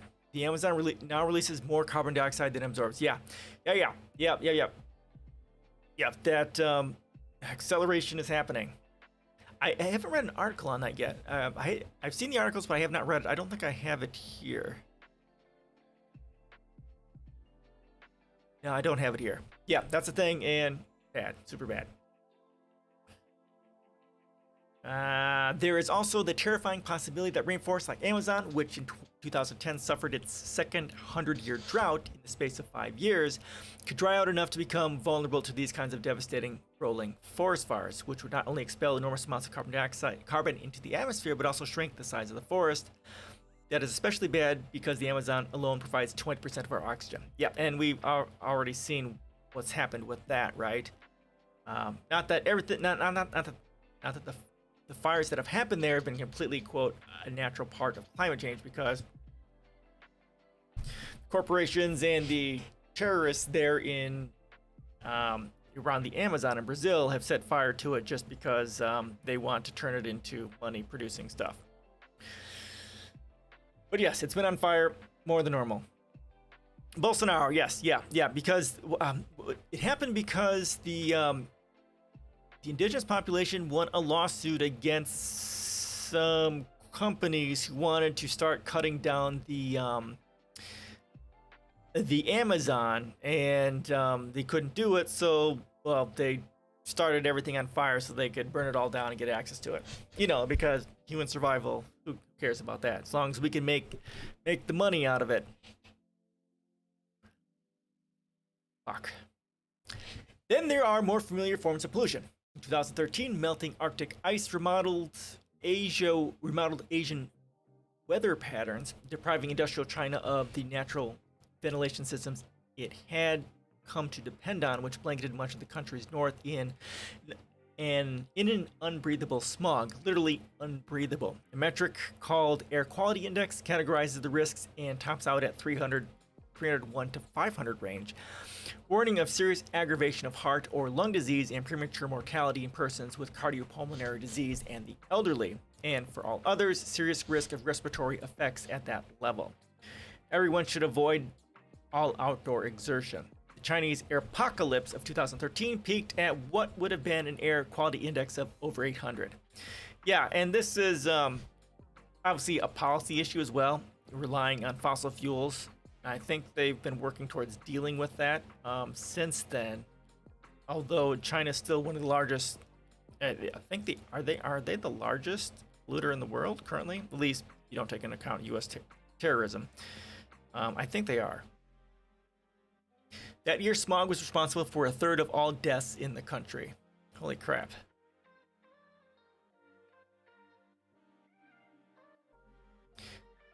Number 6, perpetual war.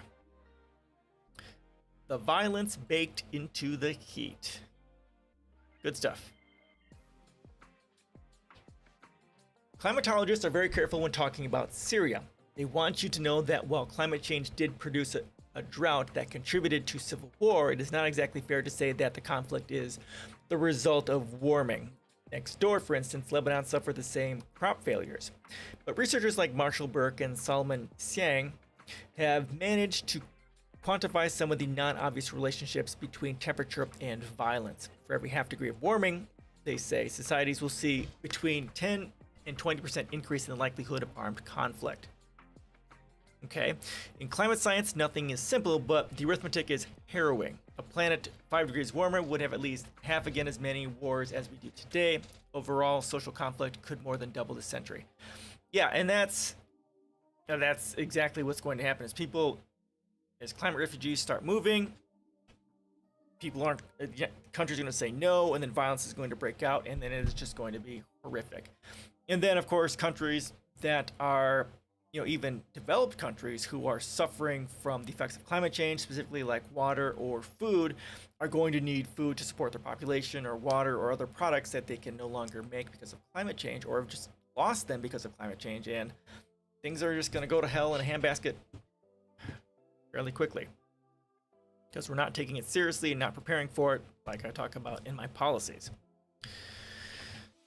This is one reason that, as nearly every climate scientist I spoke to pointed out, the US military is obsessed with climate change. The drowning of all American Navy bases by sea level rise is trouble enough, but being the world's policeman is quite a bit harder when the crime rate doubles. Okay, now we are not the world's policeman. We are the world's global terrorist organization. Of course, without a doubt, the US is going to wage war just because a bunch of people are going to be pissed off because they're hot. Oh, yeah. I mean, there's plenty of money to be had in war. It is the most profitable thing. So, if we can find a reason to overthrow a government and invade, oh, yeah.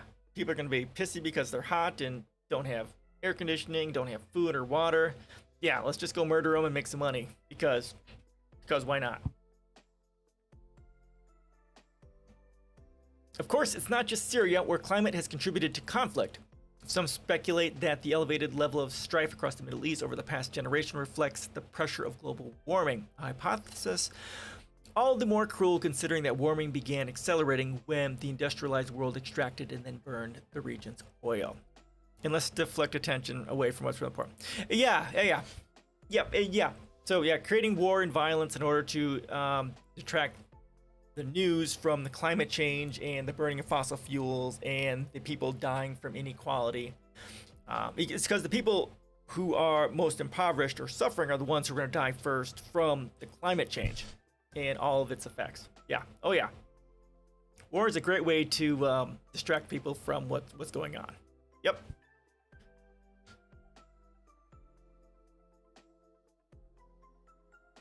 What accounts for the relationship between climate and conflict? Some of it comes down to agriculture and economics, of course.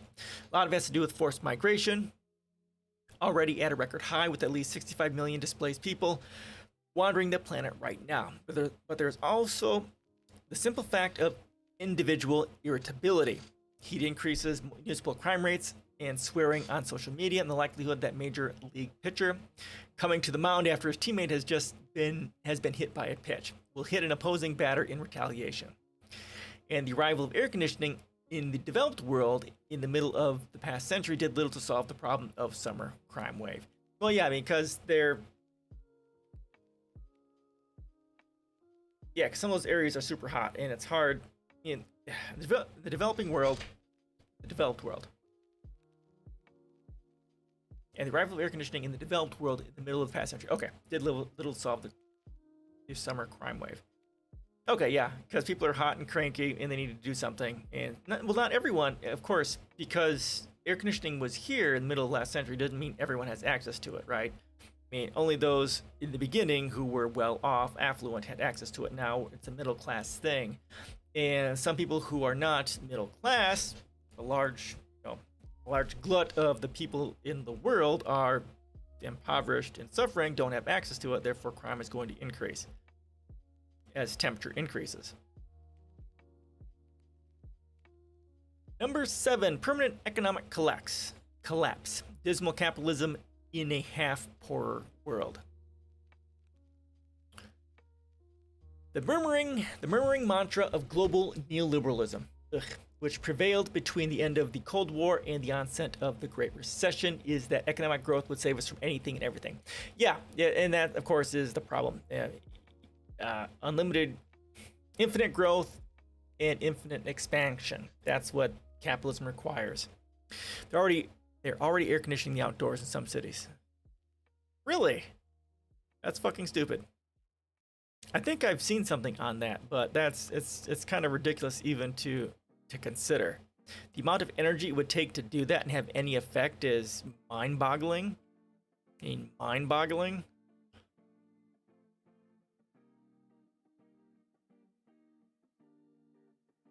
If you have an article on it, throw it in here. We'll take a look at it because that's just ridiculous. Well, we might not be able to, but if you find one, throw it in here and I'll take a look at it later because we're almost at the end of the stream. And I'm probably not even at the end of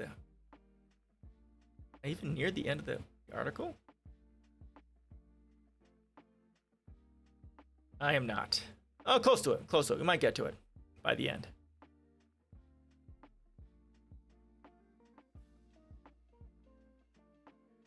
We're at 7. God, almost no houses have AC here. Are really? That's fucking insane, dude. I could not live without AC. Thanks for sharing that. My God. Like, we have an in the wall AC, and it's not automated anyway. So I have to get up in the middle of the night to turn it on because I'm dying. If it gets over 70, I'm fucked. I can't sleep. Yeah, oh my God, dude. I'm sorry.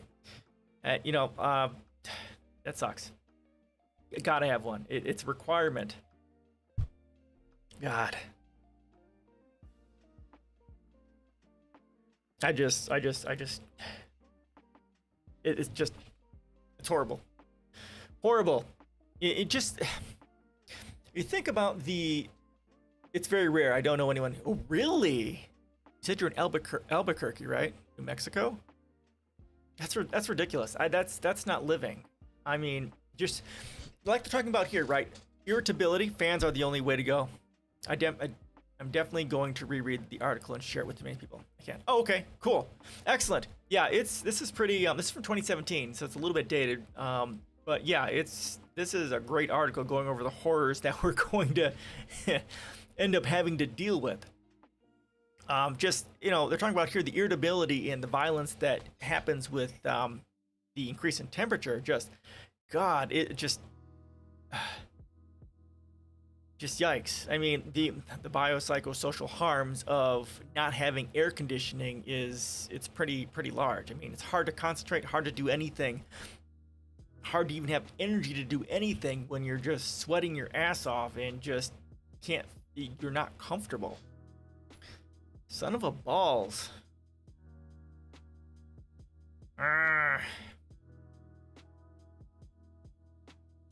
Okay, so where are we at? Some speculate that the elevated level of strife across the Middle East over the past generation reflects the pressure of global warming hypothesis. All the more cruel considering that warming began accelerating when the industrialized world extracted and then burned the region's oil. Okay. What accounts for the relationship between climate and conflict? Some of it comes down to agriculture and economics. Okay, we're just there. We were at 7. Here we go. 7. Permanent economic collapse. All right. Yes, infinite consumption, infinite growth. Yep. Okay. But in the aftermath of the 2008 crash, a growing number of historians studying what they call fossil capitalism have begun to suggest that the entire history of swift economic growth, which began somewhat suddenly in the 18th century, industrialization, right, is not the result of innovation or trade or the dynamics of global capitalism, but simply our discovery of fossil fuels and in their raw power, a one-time injection of new value into a system that had previously been characterized by global subsistence living. Yeah, definitely. Definitely. When you go from subsistence living and farming, just surviving, to having access to industrialization and fossil fuels to have a large amount of energy to power things, especially that industrialization. Oh, yeah.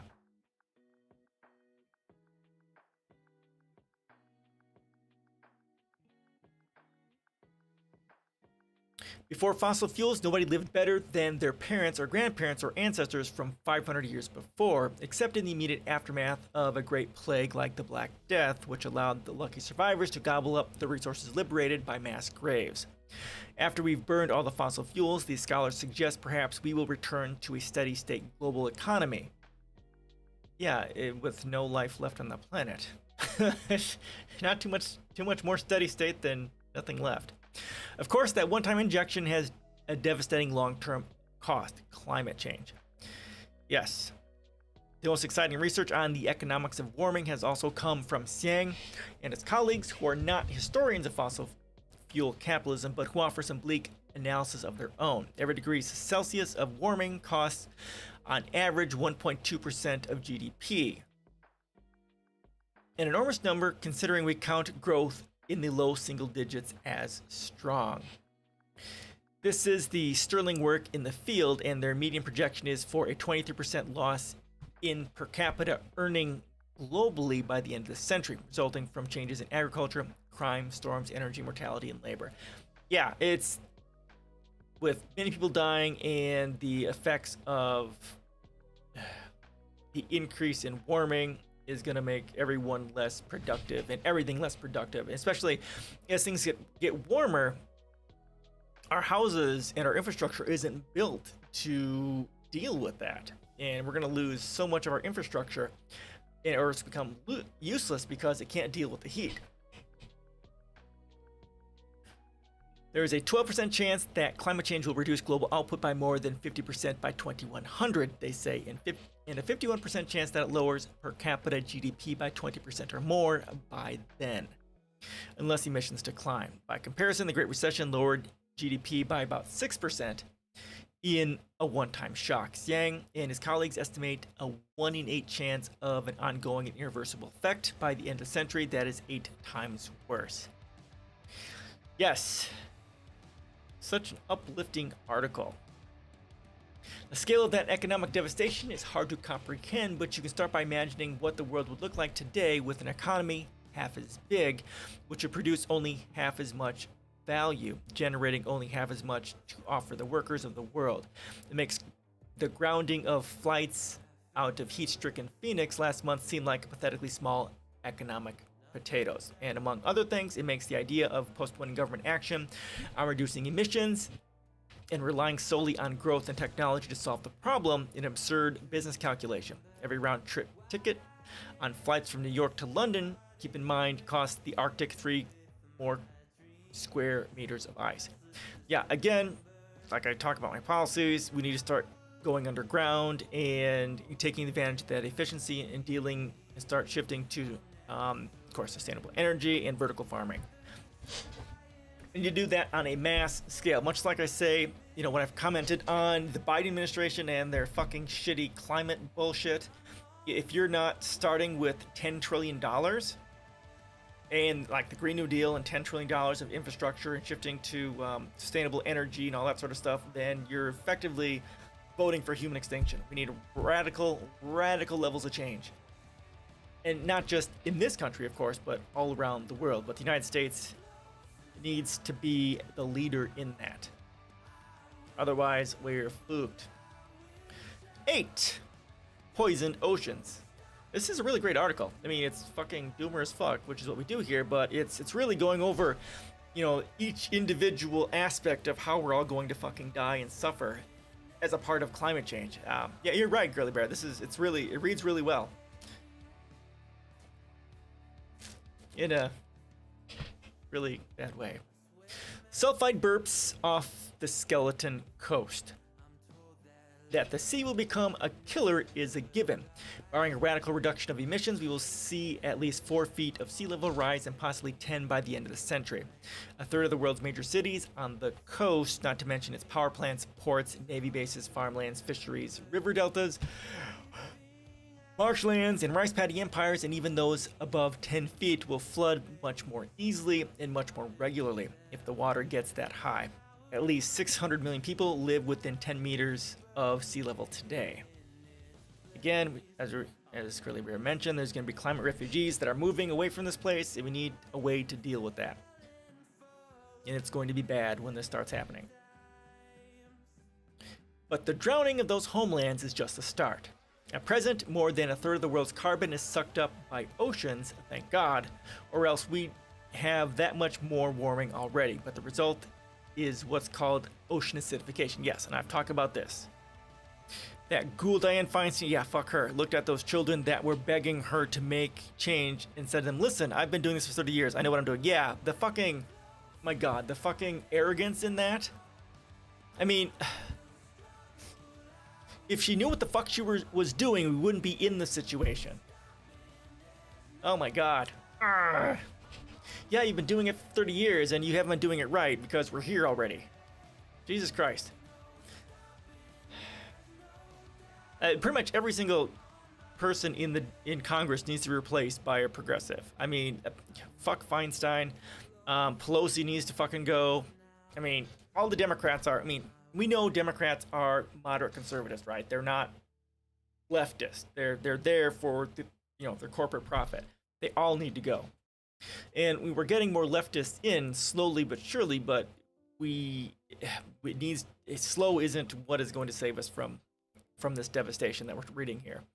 We need the entire Democratic Party replaced by progressives. I wish I could run for that level of office, but I don't have the experience quite yet to do it. I've got the policies, but the experience, it's a scary thing to even consider running for that high of an office. Ocean acidification, which on its own may add a half degree to warming this century. It's also already burning through the planet's water basins. You may remember these as the place where life arose in the first place.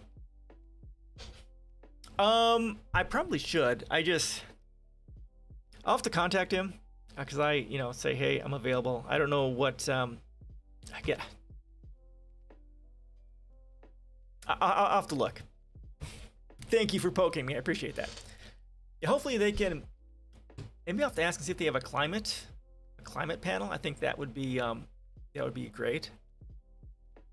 I'll check on that. Climate panel would be cool.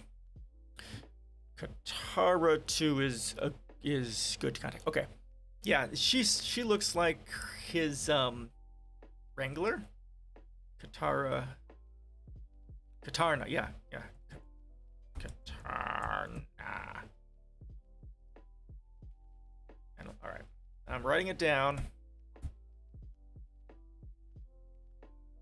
Not sure what that's about. Coral bleaching is clearly distinct from coral dying. Yeah, I don't remember he's going to do an all white everything panel. Okay, cool. Yeah, I don't remember what is causing the coral bleaching. I think it's related to the acidification, but I don't know. Okay, let's take a look real quick.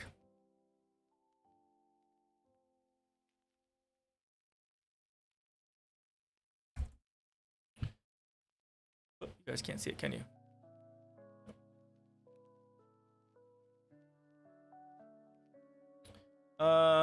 Warming planet means warming ocean, the change in the water temperature. Okay, it's not the acidification, it's the temperature increase. It looks like. Oh, it's the next. Okay, there you go. Let's keep going then. Uh, it is also already burning through the planet. Okay, we read that.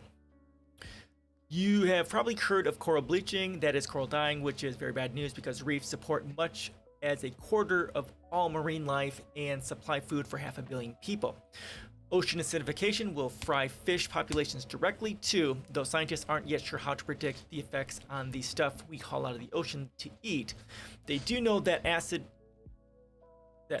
waters, oysters, and mussels will struggle to grow their shells, and that when the pH of human blood drops as much as the ocean's pH have over the past generation, it induces seizures, comas, and sudden death. Oh, wow. Yeah, and we've also seen that currently the ocean in places has become acidic enough that it's dissolving the shells of crabs. Crabs? It was crabs, yes. So that's happening. This isn't all that ocean acidification can do. Carbon absorption can initiate a feedback loop which, under oxygenated waters, breed different kinds of microbes that turn the water still more anoxic, meaning lack of oxygen. First in the deep ocean, dead zones, then gradually up toward the surface. There, the small fish die out, unable to breathe, which means oxygen-eating bacteria thrive, and the feedback loop doubles back. This process, in which dead zones grow like cancers, choke off marine life and wiping out fisheries. It's already quite advanced in parts of the Gulf of New Mexico and just off Namibia, where hydrogen sulfide is bubbling out of the sea along a 1,000-mile stretch of land known as the Skeleton Coast. Oh, the name originally referred to the detritus of the whale industry, but today it's more apt than ever. Hydrogen sulfide is so toxic that evolution has trained us to recognize the tiniest, safest traces of it, which is why our noses are so exquisitely skilled at registering flatulence. Hydrogen sulfide is also the thing that finally did us in that time 97% of all life on Earth died once all the feedback loops had been triggered and the circulating jet streams of a warmed ocean ground to a halt. It's the planet's preferred gas for a natural holocaust. Oh, good stuff. Gradually, the ocean's dead zones spread, killing off marine species that had dominated the oceans for hundreds of millions of years. In the gas the inert waters gave off into the atmosphere poisoned everything on the land. Plants too. It was millions of years before the oceans recovered. Ah, such good stuff. All right, this is the last section, right? The Great Filter. Okay, I can't read that now. Okay, all right. So I'm gonna have to go. Otherwise, the wife and the child are gonna get cranky. Oh my God. Any questions, comments, suggestions, last minute thoughts before we call this a day? Yeah, I'm gonna finish reading this too, and thanks for sharing that article there. I will take a look at that too. Thank you, thank you.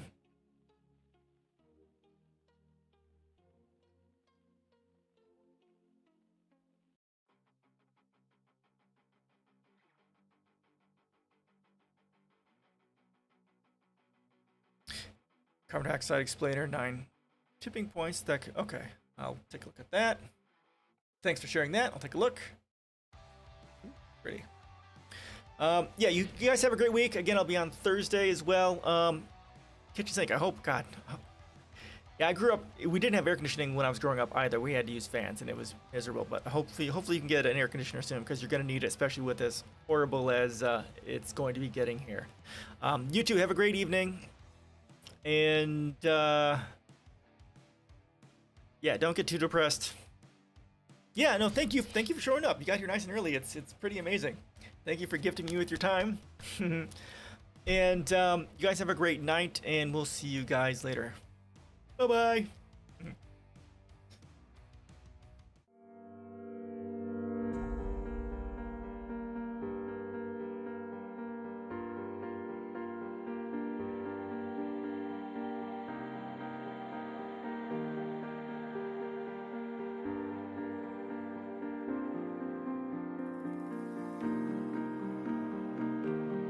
Now it's just me and you.